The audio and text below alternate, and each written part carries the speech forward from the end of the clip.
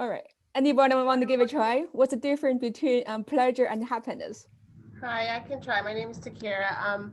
I think pleasure is like certain people leaving, like to go, like say, have like smoking a cigarette for them could be pleasure, or going out for a drink, or engaging in some external activity. And then happiness is internal. So like gratitude or joy that comes from within, not Mm-hmm. having to go to an outside source to feel happy. So pleasure could be, we're all adults, so sex, Mm-hmm. intercourse, something like that, something outside of us. But joy and being grateful is the happiness part to me. So which one lasts longer, I think happiness, definitely. Mhm. right? And I also agree. happiness like is internal Yeah. and is sustainable and is something that we can create ourselves. We don't need all the other external things to be happy. And so happiness is a state, right? It's a state of our mind. That's something like we can work on ourselves. And so here's, I found this definition of pleasure versus happiness.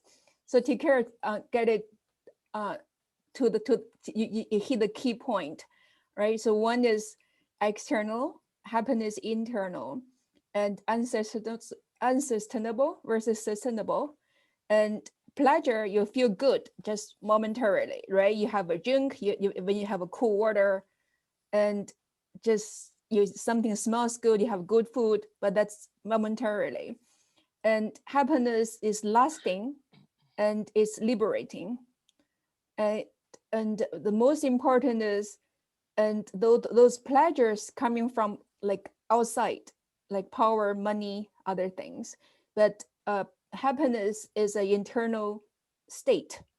All right, so here it says pleasure is more like in the moment experience, is more like sensory based. So the relationship between these two, they actually they sort of contribute impact each other, right? So pleasure can contribute to happiness, and happiness, if you have the right state of mind, it does enhance or like deepen the feeling of pleasure. But these two sometimes they can be completely mutually exclusive, right? So let's think about a mother, right? So if your mother just have a great loss, if a mother lost like a child or something, right? So that mother, his state of mind is very sad.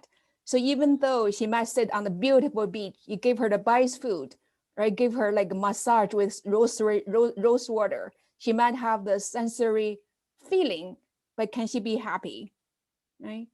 And on the other hand, if a person may be a prisoner, right? But if the prisoner, so that prisoner may be like very accomplished, like meditation practitioner, right? So that person can be happy regardless where he is, what happens to him. So these two things, even though they can impact each other, but they're not the same. Sometimes a person can be happy without any sensory pleasure, or a person have the sensory pleasure cannot be happy, just like the mother who lost a son. So these two can be quite different. And so I want to show like happiness is a state of mind, right? So I'm going to use the physical pain as an example. So the person have physical pain, like his knee hurt, right? And so in this case, he had a choice whether he can have the mental, he can add to the mental pain. He can have fear, worry, anxiety, irritation, right? If the person already have physical pain plus the mental pain, right? What's the result?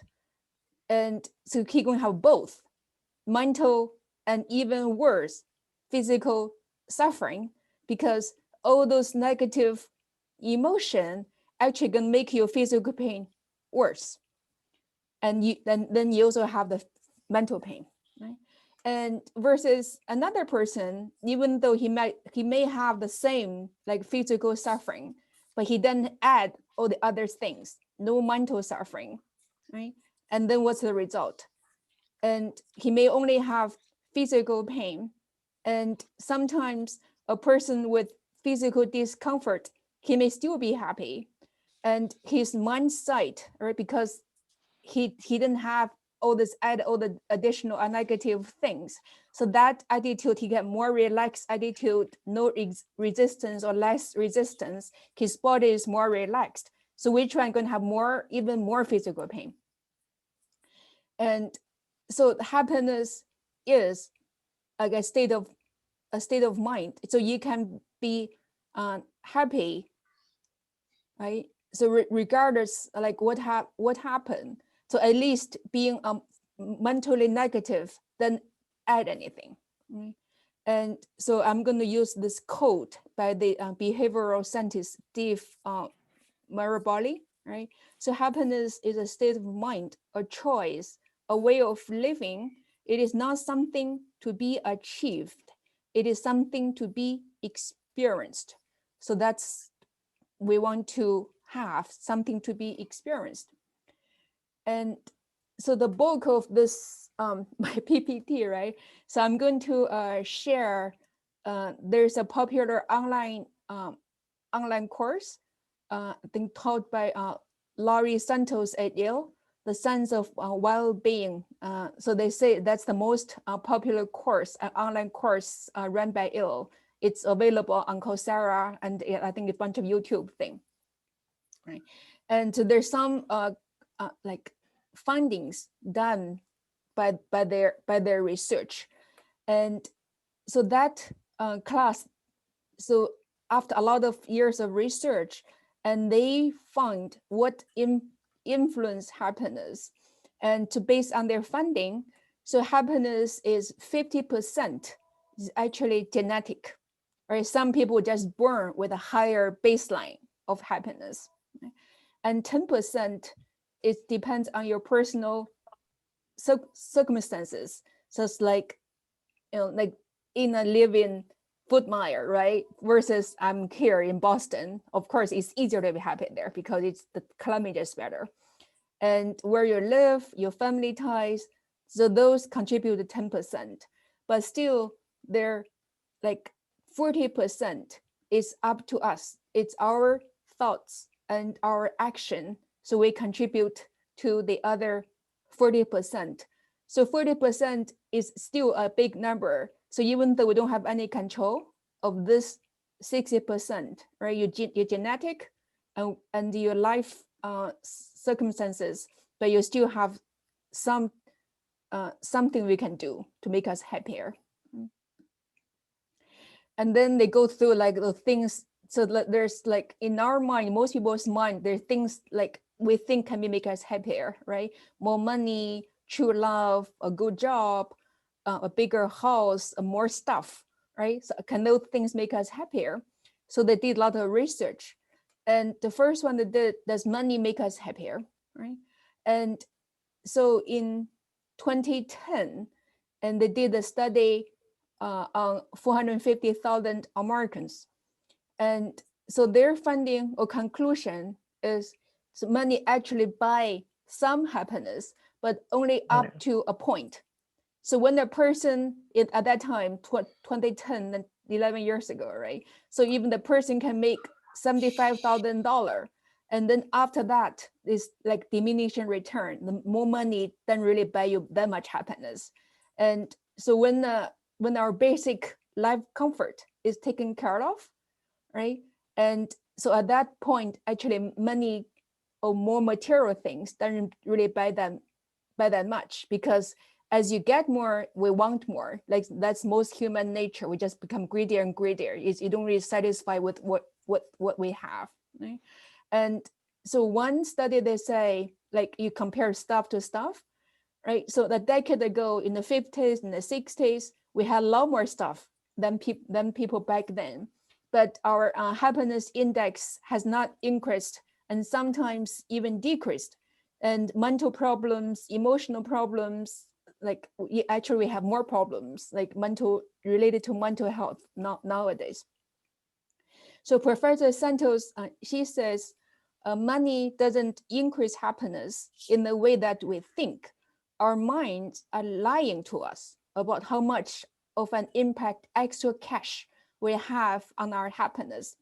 And so she interviewed this this person, and she's, I think, this author of Happy Money. And so this author's Happy Money, her suggestion is you should spend money on experience, like a travel to somewhere, a party. So that experience actually buy you more happiness than stuff. That's what she says in her book, like Happy Money. Right? And then how about true love? So a lot of us think, hey, once I found this right guy, the right gal, right? So like prince and princess, they can happily ever after. So this research, they shows true love give you some happiness. It's the 2 years before and 2 years after the wedding. So that's the person's happiness. They do increase for that period. And after that, it's back to their baseline. So true love doesn't give you like long-lasting happiness. You're back to the baseline. And so how about like a good job? And also they did research on this. So good job doesn't really impact you happiness as much as you thought. They have some impact, but not as much as we thought. And there are other factors. How about grades? Not really. The impact is very, very short. And how about improved look or body? You know, people lose weight, people go through cosmetic surgery. They don't really give us any extra happiness. And I found this study sort of shocking. And so they did research on people who did cosmetic surgery, right? They actually researched like 1597 people. They follow them over 13 years, right? And so based on their research, people who did cosmetic surgery, if we compare this chart, and so they actually become worse off. So their like suicidal idea, alcohol, and their like conduct problems actually become worse after they did cosmetic surgery. And so how about your like awesome purchase, you know, like a car, you know, like a bag or something? They give you like very short time pleasure, but not really happiness. And how about good job? Good job, maybe. And so meaningful job, actually, there's a better chance to give a person happiness. So a meaningful job, people have different definition, right? A social worker may find her job very rewarding. A teacher may find her job very rewarding. And people who make a lot of money may find their job, I would say rewarding, and maybe rewarding to him, right? So meaningful job actually give us a better chance, give us more happiness. And so they research like why are most people unhappy, right? So like we discussed in the very beginning, all our life we only try to reach one goal, ultimately to be happy. Whatever we do is for this goal. But why we're so I guess most people fail to get that goal. Most people are not happy. And they identify 4 reasons why most people are unhappy. So one is miswanting. So that's the mistake about what we want. And then bad comparisons. So you compare to the wrong group of people. And hedonic adoption, that's we just get used to things very quickly. And also lack of the awareness. Right? So we're going to go through each one, like so what they mean. So the miswanting is the mispredict, like how much will you enjoy something in the future, right? Like sometimes you make this purchase, maybe you buy a car, get a vacation, and or buy like a nice fabulous piece of clothes or something, right? So we think if we have that, we'll be happy. And so usually we make a mistake about like the thing, like how much or how long that effect will last. That's miswanting. We just mistaken about like how much will you enjoy the thing in the future. So the mitigation is, and before you make that purchase, right? So you can even close your eyes and visualize your reaction when you really get it, how much pleasure that would give it to you. I think we all have that experience. Like when we go to the store, we see something, right? We feel, hey, I have to have that. And then when you really get it, you just put it somewhere in the house. You may not even touch it. And that only maybe you feel good for only a few minutes. So that's a miss wanting.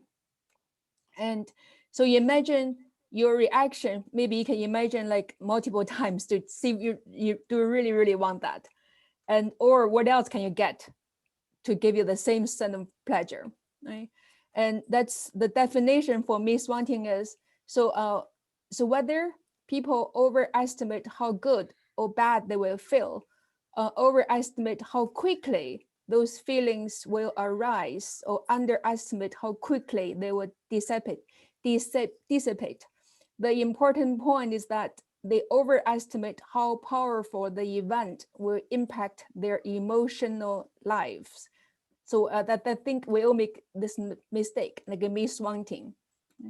And the second one, miss wanting, I'm going to the wrong direction. The bad comparison, right? And when you move to, like when people get a better job, they move to different neighborhood, and they start compare themselves to people, higher, sometimes even people to higher in the like status than them.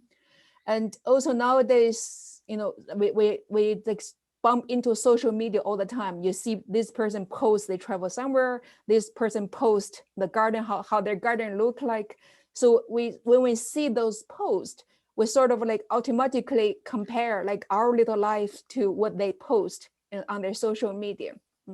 And bad comparison make us unhappy. And also people, when they achieve something, they reset their comparison point. If the person move from like a modest house to a bigger house, then they may feel happy for a short time. Then they're going to compare themselves to their neighbors, or even to the next bigger house. So they sort of like hard to be satisfied with what they have. That's bad comparison, right? So the mitigation is you make better reference point, and you can just reduce your social media and TV. Just don't expose yourself to all those like the fancy vacation, fancy clothes, right? And one important point is just practice grateful, just grateful for what we have. So practice gratitude and being grateful are keys to a happier life. That's the mitigation. So the third one is hedonic adaptation. So that's talk about our tendency. So when something like we get used to the new things very fast. So even though we buy a fancy sports car, and even when the guy marry a beautiful woman, right? So they just somehow, after a very short time, we just get used to it. Whatever we get, we have, doesn't really give us any more happiness. We just become like adaptive to many situations, like a new house too. And then we all have that experience. When you move in, the bigger house, the better house, you feel happier. You may feel happy for 1 month, 2 months, 6 months, or even up to a year. And then you just get used to that's become your norm. Then that actual thing no longer give you actual happiness. And to say first time is always the biggest thrill, but that thrill diminish very soon after. So they did research on people who won the lottery. So then when people who win the lottery, they had the initial thrill. They be happy, for the money for 6 months, for 1 year, right? And almost all the people in their case, they very quickly, they actually return to the original baseline of happiness. And so when their like novelty worn off, and some people even become less happy because they may lose their friends, lose their relationship. And so whatever the actual comfort they have, just get used to that. That's our hedonic adoption. And so the mitigation is capitalizing on the positive event, you savoring on that. So savor means there's several ways to do it, right? you can just leave the moment, really feel, feel that positive experience. And you can even tell people about that, tell your friend, you make a journal, make a photo book. So you relive that experience. So you can make that good effect last longer. And another that they keep talking about gratitude. Gratitude, you appreciate that, that experience. And also another way is make add a variation to slow down the adoption. So that's the mitigation. And so next, before I go any further, I like to do a little exercise. Right, so this is a savoring practice. So you guys all have some meditation experience, right? So the exercise we do, we want to recall from the past good experience. You had a, like fabulous experience watching the sunset on the beach, within the garden, or dating, go to a restaurant, play your children play, watch your children play, anything, right? So recall a past event, right? And so recall the sights, sound, smell, and emotion, how you feel. Or you can visualize a future event. Maybe we say, hey, when this COVID is over, I can visit here, visit there, I can have a party with my friend.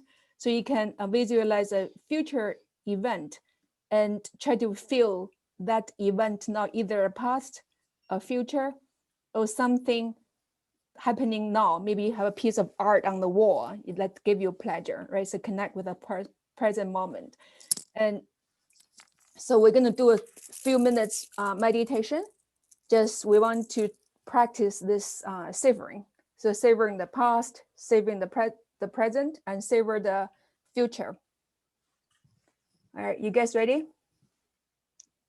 So you can find a comfortable position. If you don't want to sit, you can even standing, walking, doesn't matter what posture you have now, right? And I'm gonna hit the bell, and we can savor. I think I'll give you guys a minute to think about some experience. So anything, whether you experienced recently, today, last winter, this winter, doesn't matter, right? Or something in the future, and we visualize in our mind, try to feel that emotion now. All right, I'm gonna hit the bell, and we're going to do a little breathing exercise and savor that pleasant experience.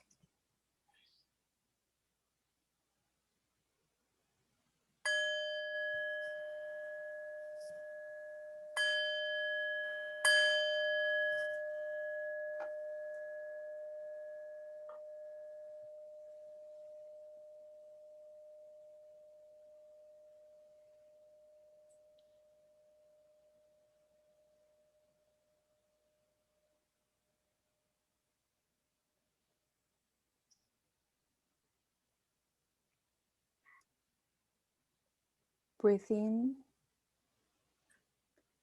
I feel the happiness.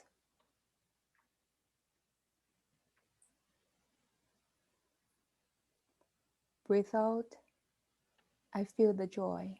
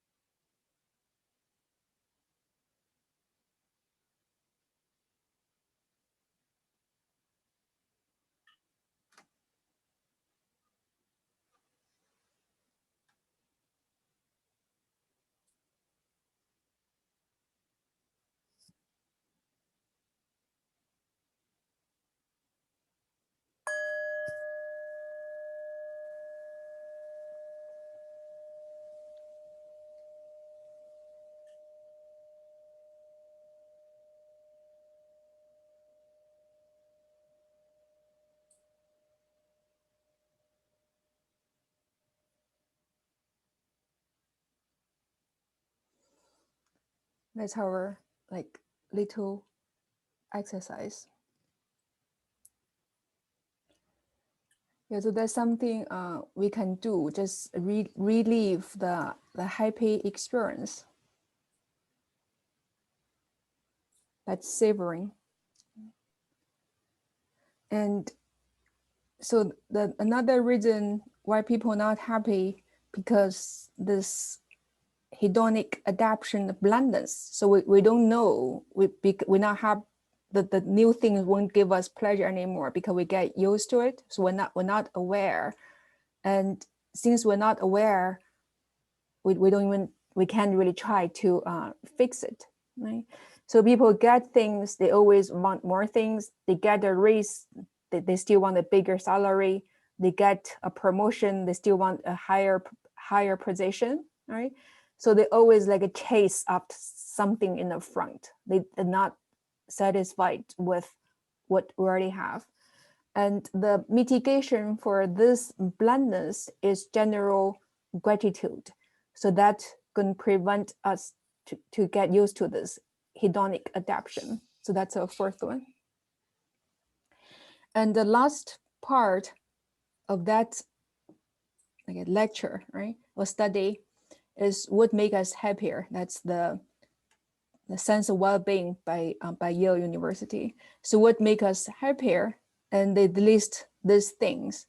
So mindfulness meditation, so positive recollection, gratitude, savoring, exercise, sleep enough, the all work. So that's something I really like to do. So you just find like delight or pleasure in simple things. Like if you take a walk in neighborhood, you notice like kids, playing on a bike, and the little flower coming out, and then there's white clouds over the top of the tree, and the bird sing on the tree, things like that. You find just like little pleasure in ordinary things.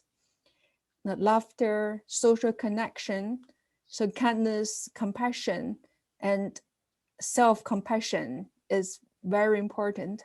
And we practice forgiveness and being forgiven. So those are the things that will make us happier. And there's like a wonder drug. So why is a wonder drug?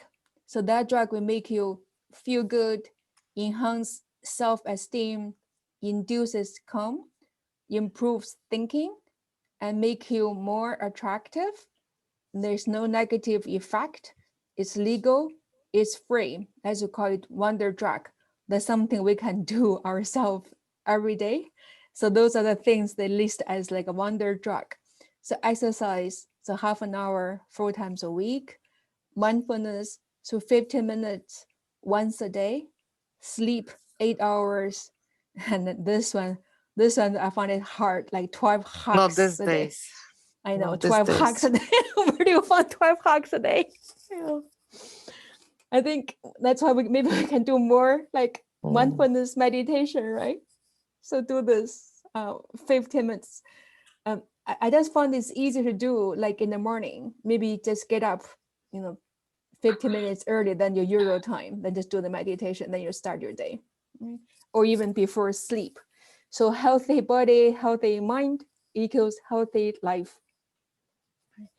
And lastly is the secret is keep practicing. Just don't do it 1 week, 1 month, then you give up, right? So they mentioned like several happiness practice. Just pick one you like, work for you, and do it regularly and make a habit, right? And don't think, or don't make it go, I want to be happy, I want to be happy. And that goal actually make you unhappy because you have this desire, you want to reach something. Just take it natural, right? And you can even mix up the practice, different practice. And the thing I guess mentioned few times, like Laurie, right? You say meditation, gratitude, and social connection. So those are 3 have the biggest effect on our well-being. So those are the things, like at least it's 2, meditation and Thanks so gratitude. much. So those are two are within our control, right? There's something we can do regardless what happened to us. We can always do meditation, and we can always practice gratitude. So one important thing is knowledge. Now we know knowledge, but those are just information. So wisdom is about transformation. So I remember there's a quote from like a movie like Joe. Say knowledge, knowing it is only half the battle. So after knowing it, you need to practice. And so this is what I add, not from the study anymore, right? So from this one, so there's few things we can remember. So one simple exercise we can do is trick our mind, right? And even though we don't feel like it, we can still smile. So when we muscle in the right position, our brain doesn't know whether we are smiling genuinely or just faking it. And so even that posture, that you put muscle in the right place, so that sends positive feedback to the brain. And even we are forcing it, so the smile still have the calm effect, just make our overall person feel better. So that's the first one, is stay smiling. And second one is count your blessing. So we will hear the couple glass of water, right? You can say the empty half, or you can say the full half. That's depends how you look at it, right? So start your day in the right way. And so when you wake up, try to have a good thought. Today is a beautiful day. I'm happy I wake up, or have some good thought. Or you can do meditation for 15, 10, even 5 minutes. That start your day in the right way. And the big one, this actually for the very lasting effect. So I think you have to find meaning and purpose in your life. If you don't have that, all the others like very superficial. It's hard to make them last long. But this take the most work, to find meaning and purpose of life. And so one easy thing to do is cut down source of unhappiness. So whatever source make you unhappy, just don't do it. The easy thing to do is cut down the social media or the news. If you watch the news make you unhappy, just cut down the news. And so those are like a few things we can do to make us happier. So stay smiling, right? And cut down the source of unhappiness. And so this is what I want to share today. Yeah, that's good one. You blow kiss. That we can do, or you can even blow kiss over the line on Zoom or something. You have hugs. So you guys have any question you want to share? You want to share any experience, any thought what we just talked about today?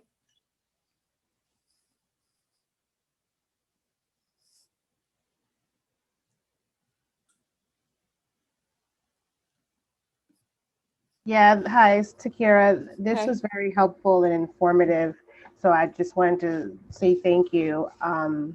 I was having these thoughts today about like my business and clients and what next and marriage, all these like outside things. So this is right on time to remind me that, those things do not make me happy. So I'm going to take away from this, I already have a gratitude journal. But good for you. yeah, I love that. I probably Fantastic. All right. I have like 200 things already written down. Every day I just, write what I'm grateful for. And it's so small. Some things are just like, my hair, my neighbor, my friends, my food and shelter.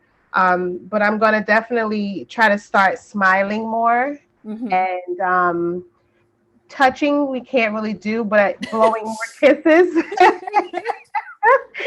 So I'm gonna blow kisses to people because I'm generally a happy woman all the time, but